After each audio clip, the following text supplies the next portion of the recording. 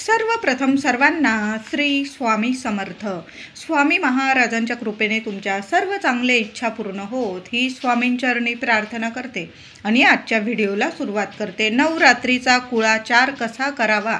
सप्तमी, अष्टमी, नवमीला देवी आईचा कुळाचार आपल्या पारंपरिक पद्धतीने कसा करावा, त्याचबरोबर नवरात्रीचा उपवास कधी सोडावा, नवरात्रीचे घट कधी हलवावे, कोणत्या दिशेला हलवावे, कोणत्या विधीनुसार घट हलवायचे आहे, कसे विसर्जित करायचे आहे, नवरात्रीबद्दल संपूर्ण माहिती, प्रत्येकाचे सर्व प्रश्नांचे उत्तर आजच्या व्हिडिओमध्ये आपण जाणून घेणार आहोत. व्हिडिओ शेवटपर्यंत बघा. चॅनलवर नवीन असाल कृपया आपल्या चॅनलला नक्की सबस्क्राईब करा. कमेंटमध्ये आपल्या कुलस्वामिनीचं नाव जरूर लिहा, नाही तर सर्वांनी लिहा श्री स्वामी समर्थ. तर नवरात्रीचा उपवास आपण देवीसाठी करत असतो. देवी आई उपवास करत नाही. अश्विन नवरात्रीत महिषासुराला ठार मारून जगाला सुख शांती जगदंबेने मिळवून दिली आणि या नवरात्रीत आई शांत विश्राम करत असते. म्हणून देवी आईच्या सेवेत आपण उपवास करत असतो. देवीचा उपवास नसतो. 3.5 शक्तिपीठाला किंवा प्रत्येक देवी मंदिरात देवी आईला रोज नित्य नियमाने नैवेद्य दाखवला जातो. भाजी भाकरीचा, पूर्णावरणाचा, वरण भाताचा जो नैवेद्य असतो नित्य नियमाने देवी आईला नवरात्रीत सुद्धा नैवेद्य दाखवला जातो. आपण देवी आईचे उपवास करत असतो. देवी आईचा उपवास नसतो. अगदी म्हणजे वर्षभर देवी आईला नित्य नियमाने उपवास दाखवलाच जातो. तर सप्तमी, अष्टमी आणि नवमी हे 3 दिवस नवरात्रीचे खूप महत्त्वाचे मानले जातात. या 3 दिवसात बऱ्याच घरांमध्ये कुळाचार केला जातो. तर सप्तमीला घटावर फुलोरा बांधला जातो. कुळाचाराप्रमाणे तुम्ही पहिल्यांदाच घट बसवलेले असेल आणि तुमच्या घरात जर फुलोरा कधीच बांधला नसेल, मग तुम्ही नाही बांधला, पण ज्यांच्या घरात फुलोऱ्याची पद्धत आहे, परंपरा आहे, त्यांनी फुलोरा जरूर बांधायचा आहे. घटावर बांधा किंवा घटावर तुम्ही फुलोऱ्याची माळ बांधली. सप्तमीला हा कुळाचार करणं खूप म्हणजे विशेष मानलं जातं. त्याचबरोबर अष्टमीला प्रत्येक ठिकाणी म्हणजे मंदिरांमध्ये तर अष्टमीला होम हवन, कन्यापूजन, देवीची ओटी भरली जाते. असा कुळाचार आपण घरात सुद्धा करायचा आहे. अष्टमीला होम हवन, आता तुम्ही जर आधीपासून कधीच होम हवन नाही केलं तर मग तुम्ही घरात होम हवन नाही केलं तरीही चालेल, पण मंदिरात किंवा मंडळ असेल, तुमच्या घराजवळ देवी आईचा मंडळ असेल, तिथं जाऊन होमचं दर्शन जरूर घ्यायचं आहे आणि एक नारळ आपल्या कुटुंबाकडून होमात जरूर अर्पण करायचं आहे. अष्टमीला होम हवन, कन्यापूजन आणि देवी आईची ओटी भरली जाते. हा कुळाचार अष्टमीला खूप महत्त्वाचा आहे. देवी आईची तर ओटी आपण 9 दिवसात कधीही भरू शकतो, पण बऱ्याच घरांमध्ये कुळाचाराप्रमाणे देवी आईची ओटी अष्टमीलाच भरली जाते. कन्यापूजन केलं जातं आणि संध्याकाळी होम केला जातो किंवा सकाळी सुद्धा होम केला जातो. असा हा अष्टमीचा कुळाचार आहे.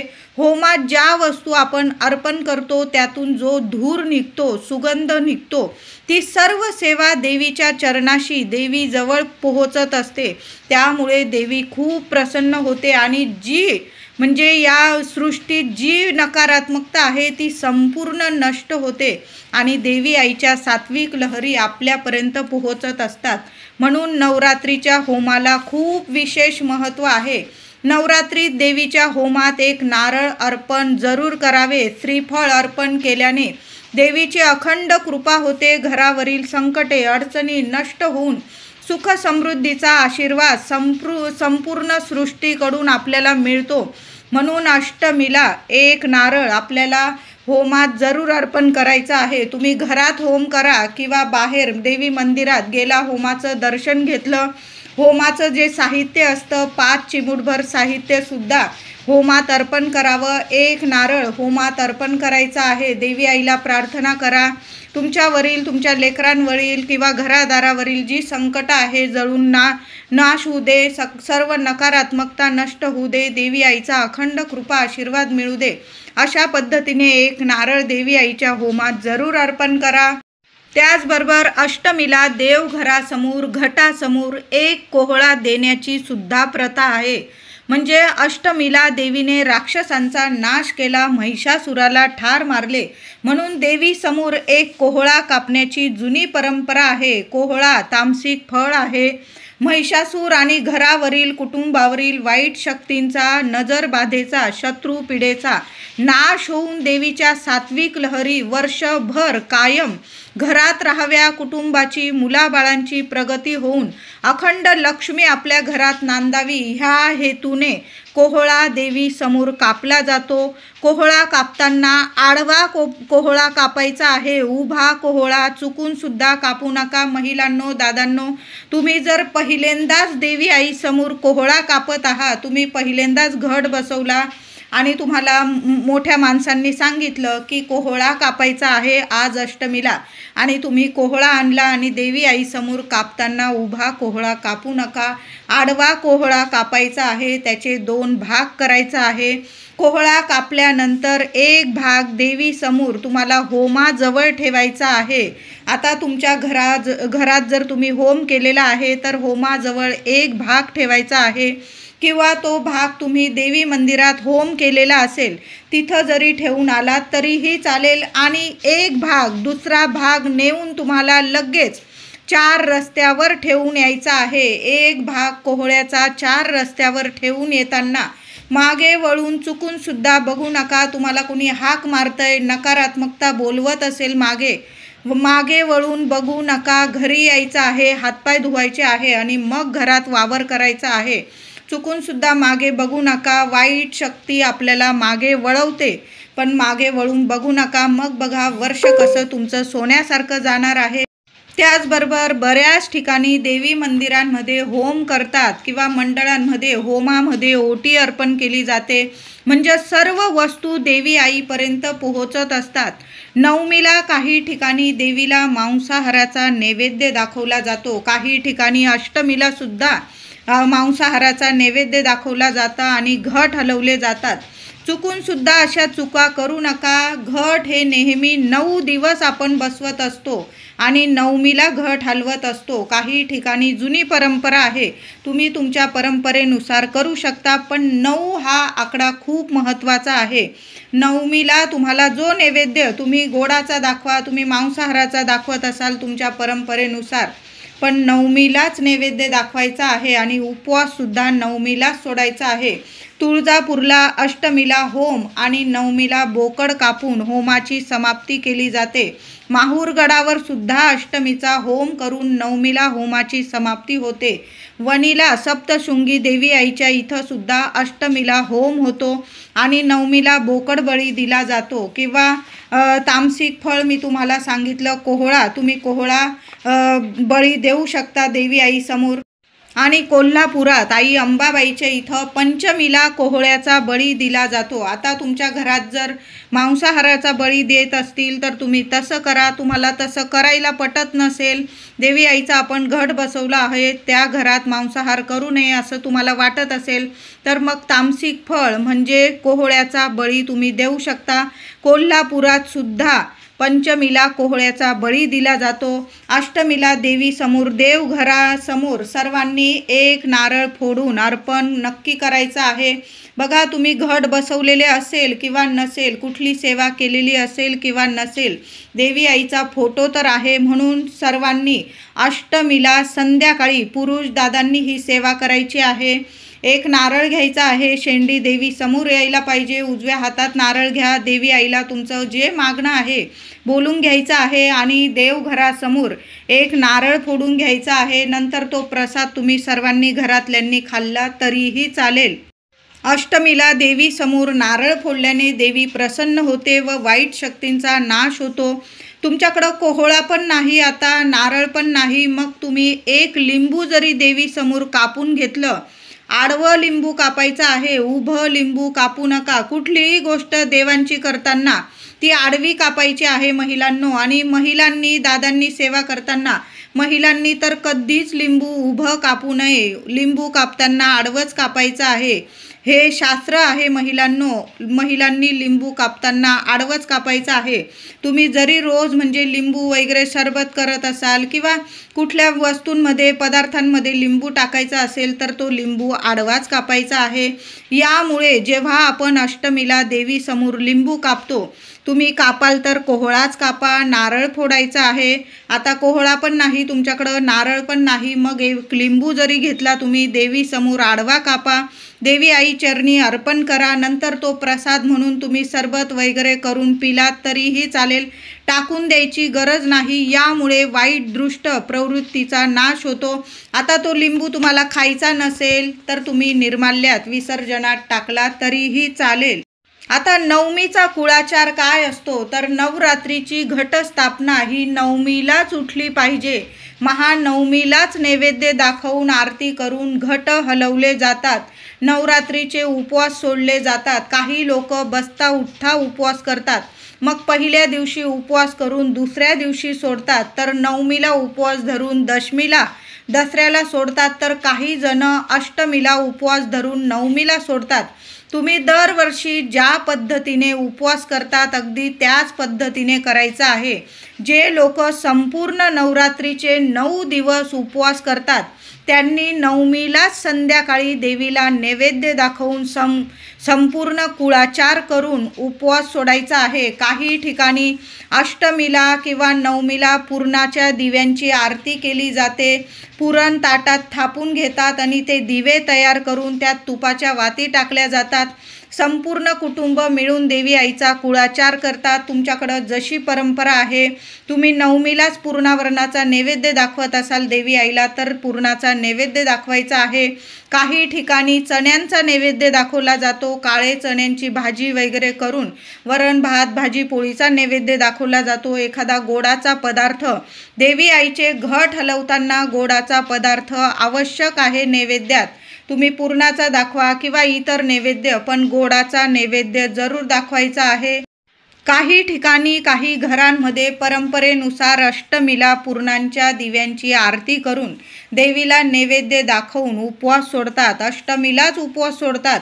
प्रत्येकाची परंपरा ही वेगवेगळी आहे. आपल्या परंपरेनुसार करा. घरातले मोठे व्यक्ती जसं सांगतात, अनुभवी व्यक्ती, त्यांच्याकडून विचारून पुसून घ्या आणि मग नवरात्रीचं पारणं करायचं आहे तुम्हाला. काही ठिकाणी दसऱ्याला घट हलवले जातात. देवीला नैवेद्य दाखवून उपवास सोडले जातात. खरं तर घट हे नवमीलाच उठवले पाहिजे. आपण नवरात्रीचे व्रत करत आहोत. पहिल्या माळेला घट बसवावे, नवमीला घट उठवावे अशी या व्रताची सांगता आहे. असं शास्त्र आहे. आपण नवरात्रीचे व्रत उपवास करतो, दशमीचे नाही. दसऱ्याला विजयादशमी दसरा साजरा करावा. नवरात्रीचे पारणं हे नवमीलाच पूर्ण करावे. तर या नवरात्रीचे घट हलवताना 1 ऑक्टोबर 2025 बुधवारी देवीला नैवेद्य दाखवून आरती कुळाचार पूर्ण करून आपल्याला घट हलवायचे आहे. महिलांनो, कळालं असेल तुम्हाला आता घट कधी हलवावे तर नवमीला तुम्ही संध्याकाळी नैवेद्य पाणी सर्व तुमच्या घरात जसा कुळाचार करतात अगदी पारंपरिक पद्धतीने तशा पद्धतीने नवमीला संपूर्ण कुळाचार पूर्ण करा आणि देवी आईचे घट हलवायचे आहे तुम्हाला नवमीलाच. नवरात्रीचे उपवास तुम्हाला नवमीलाच सोडायचा आहे. नवरात्रीचे उपवास तुम्हाला नवमीलाच सोडायचे आहे. नवरात्र यातच सर्व काही येत असतं. नवरात्रीचे व्रत, नवरात्रीचे उपवास. 9 हा आकडा व्रताचं खूप महत्त्वाचा आहे. शुभ आकडा आहे. आपल्या व्रताची सुरुवात व सांगता उद्यापन या 9 दिवसातच व्हायला हवी. म्हणून घट हे उठवताना नवमीलाच उठवायचे आहे. तसे सुद्धा यावर्षी 10व्या दिवशी ही नवमी आलेली आहे. म्हणून घट उठवताना हे नवमीला, यावर्षी तर हे नवमीलाच करायचं आहे आपल्याला. घट आपल्याला 1 ऑक्टोबरलाच हलवायचे आहे. पाणी नैवेद्य पाणी कुळाचार झाल्यानंतर तुम्हाला घट उठवायचे आहे, हलवायचे आहे. आणि विसर्जन मात्र आपल्याला घटाचं विसर्जन घट हलवून घ्यायचं आहे नवमीला आणि विसर्जन मात्र दसऱ्याला 2 ऑक्टोबरलाच करायचं आहे. काही ठिकाणी नवमीला 9व्या माळेला घट उठवून जे आपण धान पेरलेलं आहे, धान उगवलेले असते, त्यातील थोडे धान काढून देवीला देवांना देवघरात वाहून अर्पण करून नवमीला घट विसर्जन केला जातो। तर काही ठिकाणी नवमीला घट हलवून घेतात आणि दसऱ्याला थोडेसे धान, घटातील थोडेसे धान देवीला वाहून त्यावर सोनं अर्पण करून स्त्रिया थोडं धान केसात माळत असतात, पुरुष आपल्या कानावर धान लावतात किंवा आपल्या टोपीखाली सुद्धा थोडंसं धान ठेवण्याची जुनी प्रथा परंपरा आहे। यामुळे आपल्याला सुख, ऐश्वर्याची, आरोग्याची प्राप्ती होते आणि देवी आईचा अखंड आशीर्वाद आपल्याबरोबर कायम राहतो। काही ठिकाणी दसऱ्यालाच दुपारी नैवेद्य दाखवून घट हलवून संध्याकाळी घटाचे विसर्जन केले जाते। काही लोक अष्टमीला उपवास सोडून घेतात, हे चुकीचं आहे। परंपरेनुसारच करा, मी म्हणत नाही की तुमची परंपरा मोडा असं नाही, पण काही लोक अष्टमीला उपवास सोडताना हे चुकीचं आहे। आपण नवरात्रीचं व्रत करत आहोत, तुम्ही 9 दिवसाचे उपवास हे नवमीला संध्याकाळी सोडले तर तुम्हाला संपूर्ण व्रताचं फळ मिळणार आहे। नवरात्रीचे उपवास हे नवमीलाच सोडावे, तेव्हाच नवरात्रीचे व्रत उपवास केल्याचं पूर्ण फळ मिळतं। नवरात्रीचे उपवास सोडताना गोडावरतीच सोडायचा आहे, गोड पदार्थ खाऊनच उपवास सोडायचा आहे। तिखट पदार्थ खाऊन उपवास सोडू नका, नाही तर मग तुम्हाला गोड फळ मिळणार नाही। या छोट्या मोठ्या गोष्टी असतात, पण यामुळे आपलं वर्षभराचं सुख समाधान यात दडलेलं असतं। म्हणून नवरात्रीचा उपवास सोडताना महिला असतील, दादा असतील, सर्वांनी उपवास सोडताना प्रथम घास हा गोडाचा घ्यायचा आहे। मग तुम्ही पुरणाची पोळी केलेली असेल किंवा इतर गोड पदार्थ, नुसती साखर जरी खाल्ली तुम्ही आणि मग तुम्ही जेवलात, उपवास सोडला तरीही चालेल, पण प्रथम आपण मुखात, तोंडात गोडाचाच घास घ्यायचा आहे आणि मगच नवरात्रीचे उपवास आपल्याला सोडायचे आहे। नवरात्रीचे उपवास 9व्या माळेलाच सोडायचे आहे आणि नवरात्रीचे घट हे 9व्या माळेलाच उठवायचे आहे। घट हे नवमीला संध्याकाळी हलवून घ्यावे आणि दसऱ्याला विसर्जित करायचे आहे। घट हलवताना महिलांनो खूप काळजीपूर्वक ऐकायचं आहे।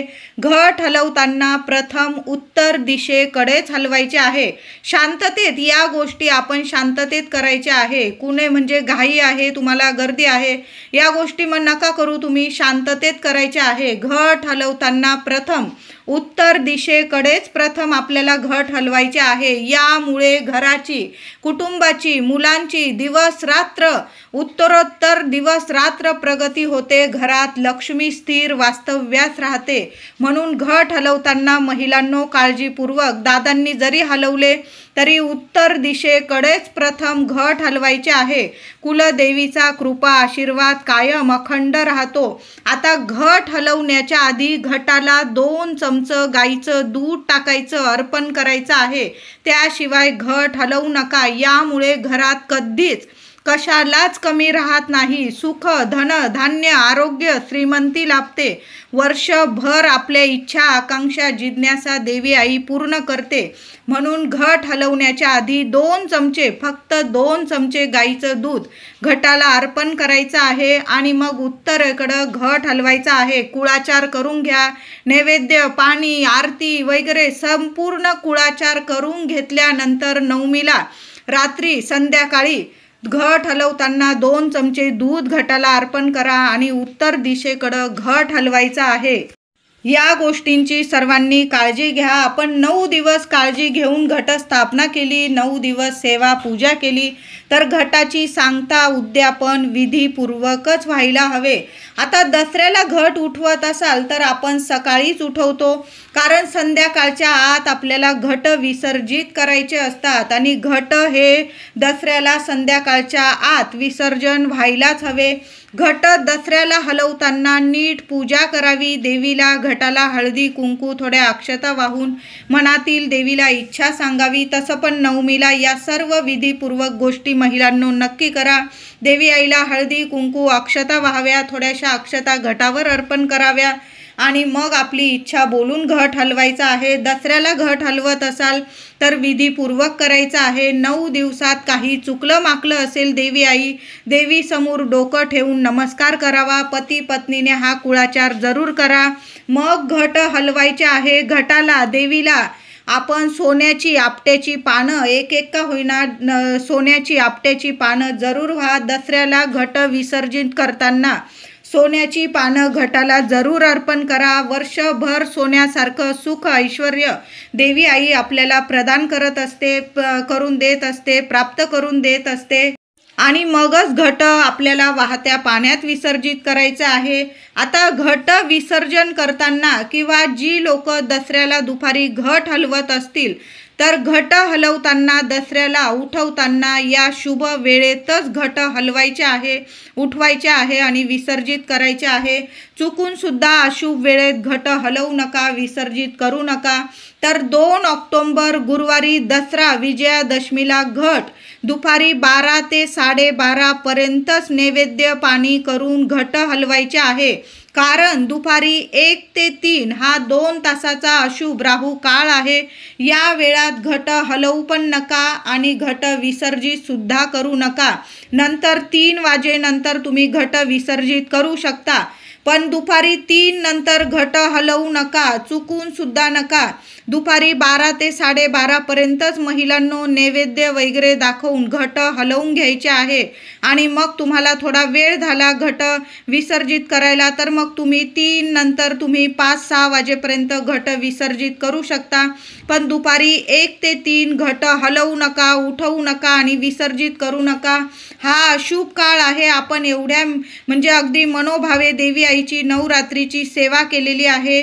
आपण शुभ काळात सेवा सुरू केली तर शुभ काळातच उद्यापन होणं खूप महत्त्वाचं आहे. या छोट्या मोठ्या गोष्टी असतात पण वर्षभरात आपल्याला सुख प्रदान करून देत असतात. त्याचबरोबर 9 दिवसाचा अखंड दिवा नवमीला तेल टाकल्यावर तुम्ही संध्याकाळी दिवा हलवू शकता किंवा दसऱ्याला हलवला, पण दिवा जोपर्यंत स्वतःहून शांत होत नाही तोपर्यंत जळू द्यायचा आहे.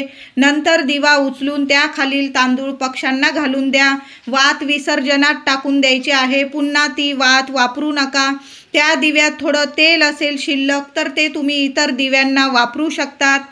पण अखंड दिवा सुद्धा तुम्हाला नवमीलाच हलवून घ्यायचा आहे. दसऱ्याच्या दिवशी दुपारी 1 ते 3 हा राहू अशुभ काळ आहे. आपला अखंड दिवा या वेळेत उचलू नका किंवा हलवू सुद्धा नका. व्हिडिओ आवडला असेल तुम्हाला तर लाईक करा, शेअर करा.